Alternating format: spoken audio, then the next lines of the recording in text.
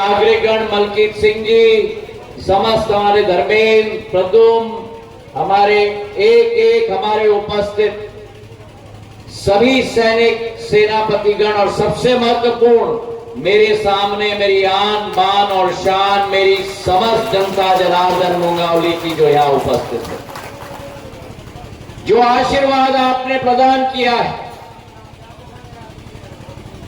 आपने केवल वोट नहीं दिया, आपने केवल बटन नहीं दबाया, लेकिन आपके वोट के साथ, आपके बटन दबाने के साथ आपने अपना पूर्ण आशीर्वाद भी प्रदान किया, जिसके लिए मैं नतमस्तक हूं, झुककर साधुवाद मेरी भगवान जैसी जनता को मैं करना चाहता हूं। मेरे भाई और बहन, मैंने चुनाव के समय में भी कहा था कि सिंधिया परिवार का जीवन में एक ही लक्ष्य है, चाहे मैं हूं, मेरे पूज्य पिताजी हो, मेरी दादी हो, शिवाजीराव महाराज हो, माधव महाराज हो, और वो है कि इस ग्वालियर चंबल संभाग और मालवा संभाग की सेवा, इस क्षेत्र की विकास और इस क्षेत्र की प्रगति, और उसी के साथ हाथ में हाथ मिला हुआ इस क्षेत्र में अगर कोई अन्याय हो, कोई गलत काम हो, तो आपको किसी के द्वार पे जाने की जरूरत नहीं, आपका सेवक ज्योतिरादित्य सिंधिया आपके सामने हाजिर है। मेरे भाइयों, और जो भरपूर आशीर्वाद आपने दिया, जो अपना संपूर्ण प्रेम आपने दिया, मैं निशब्द हूं, मेरे पास शब्द नहीं है जिनका मैं प्रयोग कर पाऊं आपको धन्यवाद अर्पित करने के लिए। मैं इतना ही आपको कह सकता हूं कि जहां आपका पसीने का बूंद गिरेगा, आपको जिस दिन जरूरत पड़ेगी, मेरा खून का एक एक कतरा आपके लिए हाजिर होगा। सामान्य तौर पर चुनाव के बाद, जीतने के बाद लोग कहते हैं कि 5 साल आपकी सेवा के नाम पर जो अभूतपूर्व आशीर्वाद आपने प्रदान किया, अभूतपूर्व जीत आपने दी, मैं तो कहता हूं कि मेरा पूरा शेष जीवन आपके नाम पर।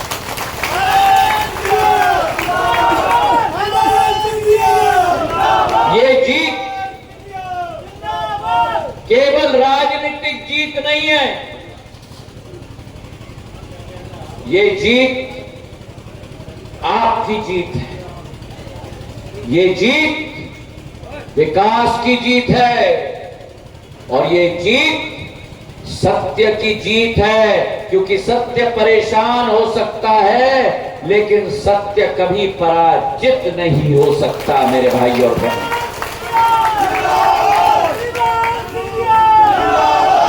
और जहां एक तरफ मैं मुंगावली की जनता को प्रणाम कर रहा हूं, मैं चंदेरी की जनता को प्रणाम कर रहा हूं, अशोकनगर की, शिवपुरी की, पिछोर की, कोलारस की, गुना की, बमोरी की,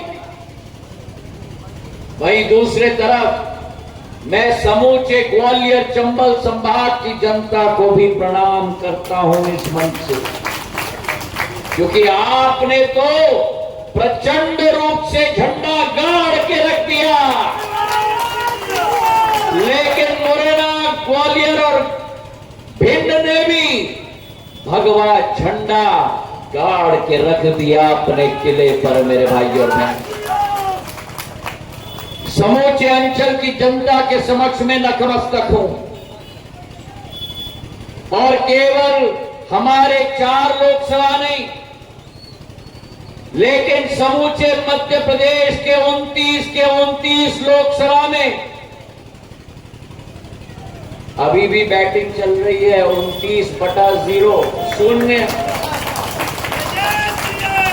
अभी वर्ल्ड कप जीतकर हमारी भारतीय क्रिकेट टीम आई है और उधर 9 करोड़ मध्य प्रदेश की जनता ने भी राजनीति का नहीं लेकिन लोकतंत्र का कप प्रधानमंत्री नरेंद्र मोदी जी के हाथ में दे दिया है। मेरे भाइयों और बहनों, 29 सीट मध्य प्रदेश में, 240 पूरे देश में पूर्ण बहुमत की सरकार स्थापित कर दी और यह भी तय कर दिया कि जहां कहा जाता है कि मोदी के मन में एमपी, वहां एमपी के मन में भी मोदी है। ये भी तैदाद कर दिया मेरे भाई और बहन।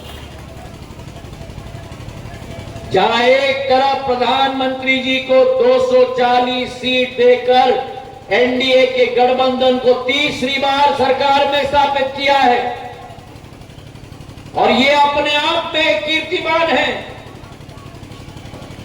75 साल देश की आजादी में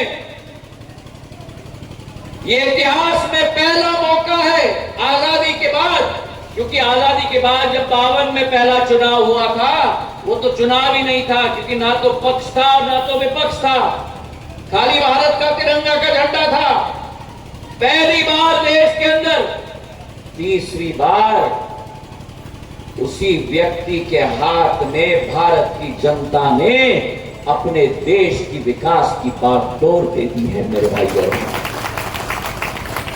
और प्रधानमंत्री जी का संकल्प है विकसित भारत हमें स्थापित करना है और अगर विकसित भारत स्थापित करना है तो नारा निकला है 24/7 फॉर 2047, मतलब 2047 तक 24 घंटे 7 दिन भारत सरकार आपके लिए काम करेगी, भारत माता के लिए काम करेगी मेरे भाइयों बहनों।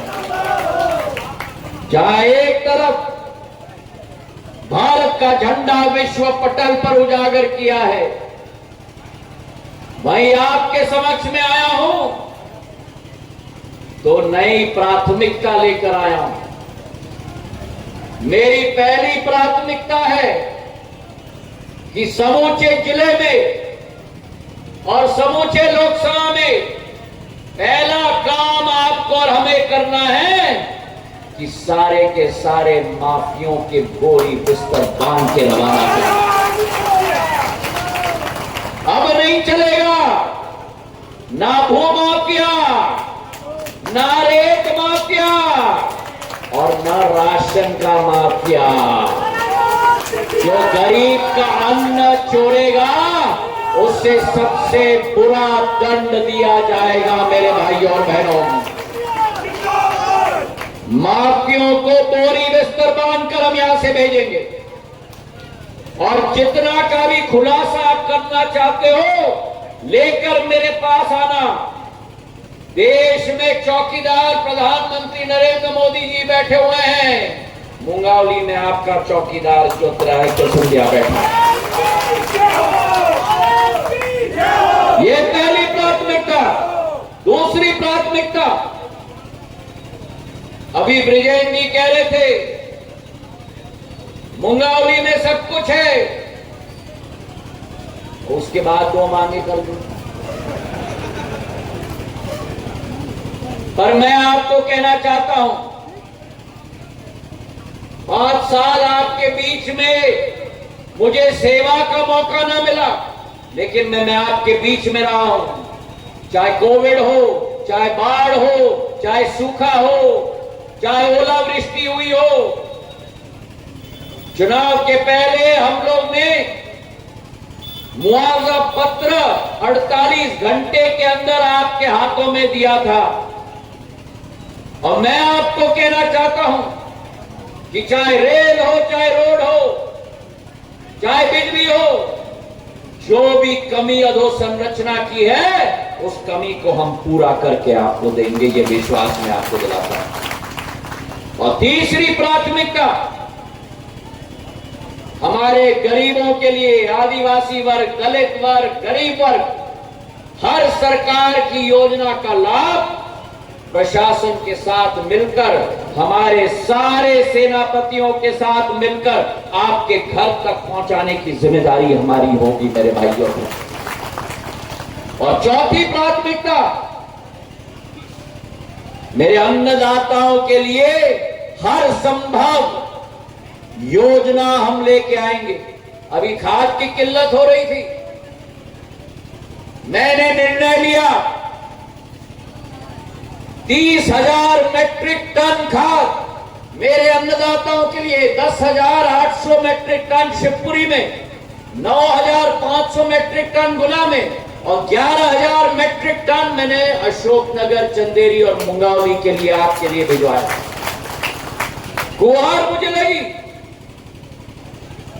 मैंने देखा जब लाइन लगी थी किसानों की, और जब आगे खाद का वितरण हो रहा था, प्रशासन को बोलकर मैंने उसको बंद करवाकर केवल सोसाइटी के द्वारा खाद का वितरण एक एक किसान के लिए मैंने करवाया।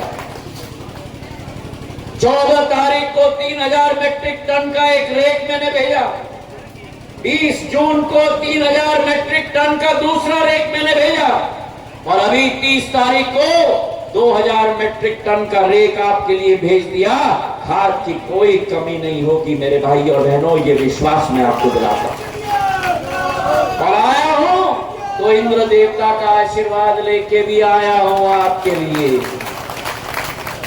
आज मंचासीन मेरे सेनापतियों को बड़ी चिंता हो रही थी कि क्या होगा, वर्षा ऋतु है, बारिश रिमझिम रिमझिम नहीं, थड़ा थक गिर रही है। मैंने कहा चिंता मत करो, ये वरदान है इंद्र देवता का मेरे अन्नदाताओं के लिए। उस वरदान में हम भी भीगेंगे और क्षेत्र की जनता भी साथ में भीगेगी।